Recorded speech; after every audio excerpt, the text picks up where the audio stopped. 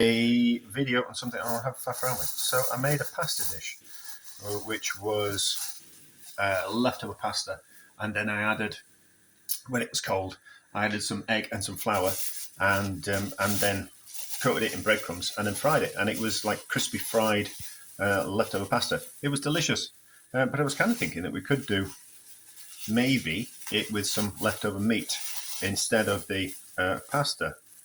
I kind of thought that would be hopefully kind of quite nice, and hopefully it'll kind of work. So I have some, these are some slow braised beef roulades, which have been in the freezer for far too long, so they need using up, and a bit of leftover braising steak. So it's, the rouladen's got some onion in it, so I kind of think that'll be kind of quite nice already.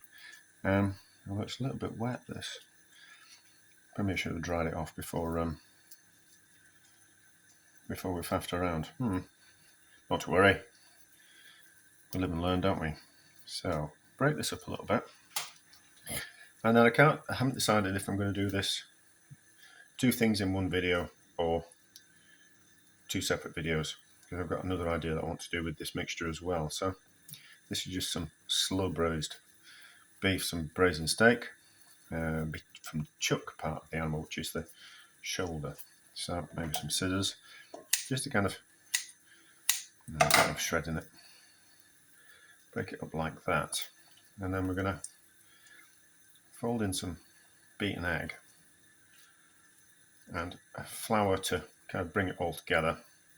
And then I'm going to have to faff around with some, a bit of beef, and I'm going to have to faff around. We'll kind of spread it out in a bit of baking parchment, I think, and then we'll breadcrumb it that way, because it's going to be a little bit difficult. And then we'll fry it in a pan so it goes crispy, and then I think I'm going to serve it with that polenta. Yeah, I think that'll be kind of quite nice. So, like a meaty frittata-ish type of thing. So, that's that.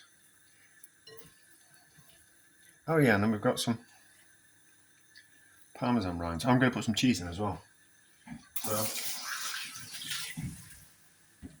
I've got some other cheese that needs using up. So I've grated a bit already, so that can go in like that. But then we need some more. So I have washed my hands. Can't find the right grater. So plenty of cheese. This is quite a mature Parmesan. I think it was Gran Padano, whatever it was. I think I won't pronounce that correctly. I can't even pronounce my own language, let alone other nations' languages. So I'm not going to pretend that I can pronounce Italian words. I can't even pronounce my own. And Google is evidence of this. So when I went to speaking to Google, because of my Northern British accent, he doesn't want to recognise it. Or maybe it's just because let's play with the dyslexia as well. What's that? And then we've got these Parmesan crisps. So these are the rinds of the Parmesan, which you just put in the microwave for 30 seconds until they go crisp. But now we'll have just a bit of crunch in there as well. So I suppose I really should pour, shouldn't I? And then we can get to the good stuff of adding just an egg. I think just one egg will be fine. But we'll need to beat it beforehand, and then just enough flour to bring it together, so it kind of goes like honeycomb. Yeah, we'll pause. We add some egg and maybe a bit more cheese. Right, so put some pepper in. It should be okay for seasoning, and then beat an egg. Get it all combined. Decide if there's enough cheese in there. Do we want to add another egg? I think we want to add another egg. So, another egg.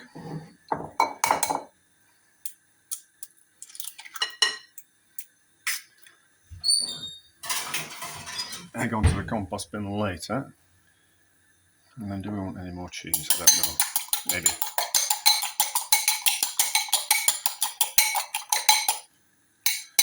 And that. That's probably better. Might have to get my hands in that.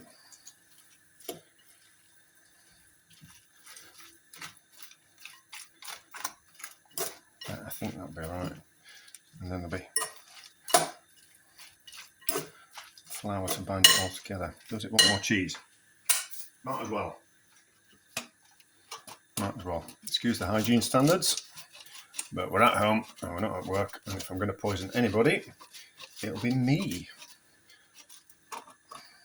So, can't do any more because we're going to hit the rind. That will do for that.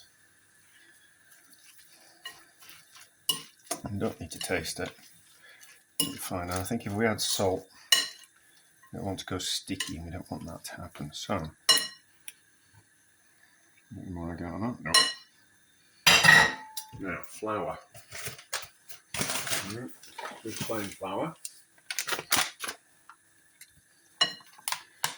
Just enough. To bring it together.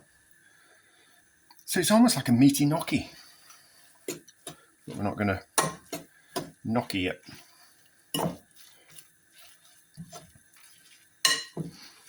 That might need another egg. I think it needs another egg. Yeah, another egg.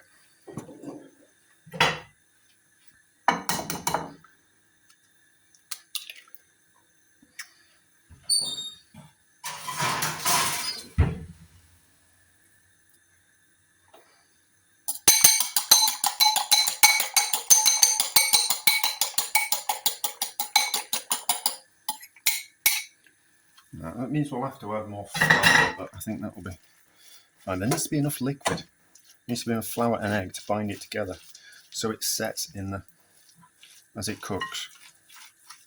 Okay, I think that'll be getting more like it. So, a bit more flour, but not too much because we don't want it to be like porridge.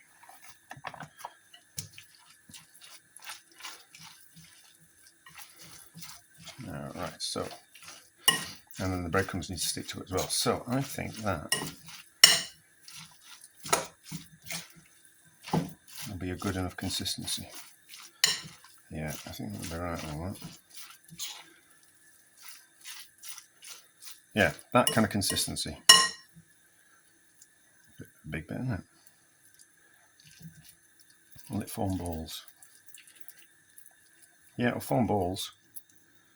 That's a precursor of what I might be doing with them later. So, wash my hands. And then make some breadcrumbs. So, what have we got breadcrumbs wise? No, that's cake. So, I've got some dried out bread. So, it's the ends of sourdough. So, crusts and things like that. So, we'll crush those up in the pestle and mortar. That's what we use. So, not ideal because it'll have a crust in it, but you know, beggars can't be choosers and all that, and it's what we've got rather than having to go out and make something or buy something else. Right, so a bit of old baking parchment that I've used for something else, and then some of this mixture on here, about that much. I'm going to press it down into a round-ish, squishing bits that are a bit meaty, that's a bit chunky. Tastes nice. Right, so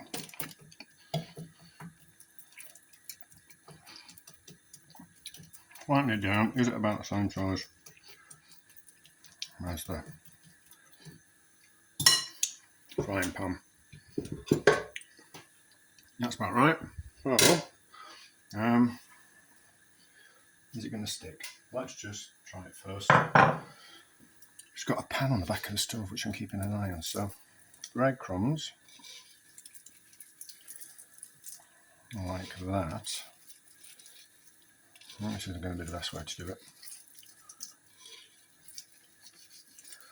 And then we'll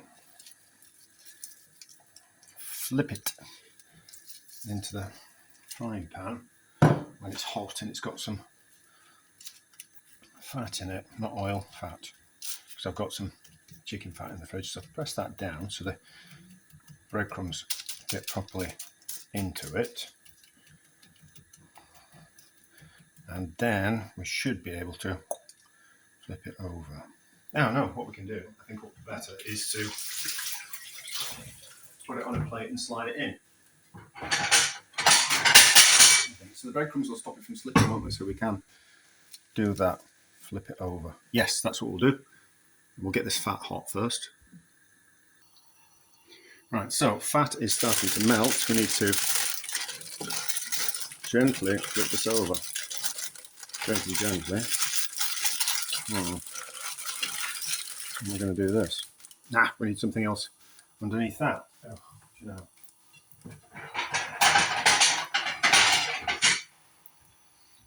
This is turning bothersome. Now, that like that, and then flip over like that. And then this should just slide off the plate into the pan. Yes, it does. There we go. Right, so gently fry that. So everything's cooked. We just need to, well, the egg and the flour is not cooked. We just need to fry it gently so the egg and the flour set the meaty frittata, don't we? So gently, plenty of fat in there, so it's not going to stick. And it should go nice and crispy, but we'll see. Right, so let's put some breadcrumbs on this side as a precursor to turning it over. Why do we? Yeah, well, I want it crispy. That's why I want the breadcrumbs on. Otherwise, it'd just be fried leftover meat, wouldn't it? So I want the breadcrumbs on. Not that it's going to hold it together, just for that bit of crunch and crust. So we might as well use them all up. And hopefully, it will be firm enough that we can just flip it over, no problem. But we'll use a plate.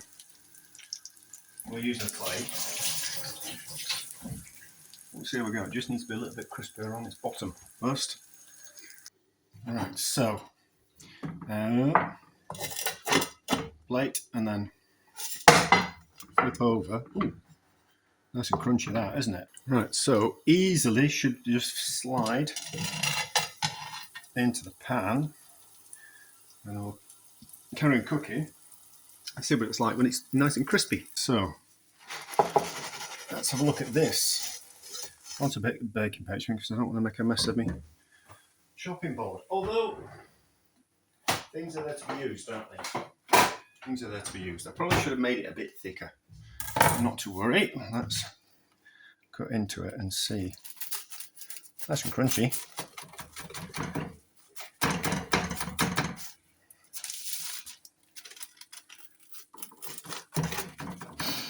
It's held together well, but still soft enough. So, more importantly, the only thing that really matters is what does it taste like?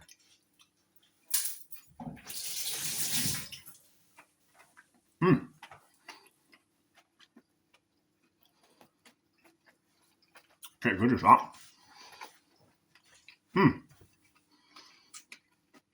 It's nice with the Parmesan crisps in. Oh, it's just a different way to use up some meat, isn't it? So, I did a big one, but you could do like the burger patties, and they would work just as well. And certainly a lot easier than faffing around and flipping over and all that kind of stuff. So, but they are essentially cheesy rissoles, which are so rissoles like meatballs, but made with cooked meat rather than raw meat. So nice as that. I've just made some wet polenta. So 1 part polenta, well, 1 part semolina to 2 parts water, stock cube, bit of butter, and some pepper in there. So I think those will work together. But some Be nice with some creamy mash, I think. But anyway, so it works. It's a success. It'll work with any leftover meat that you've got. So it'd be nice with turkey. It'd be nice with turkey leg meat, or turkey breast meat, or the bits that you pick off the carcass, or like leftover lamb or leftover pork, or chicken legs. It'd be nice with. But there we go. Delicious. And you don't have to use Parmesan cheese and Parmesan crisps. You got any cheese that you've got. And probably just some, instead of fancy sourdough breadcrumbs, just some of these natural breadcrumbs, not like the yellow ones that you get like fish fingers. Just those natural breadcrumbs would do the job just as well. So a good way to use up a bit left meat. A success.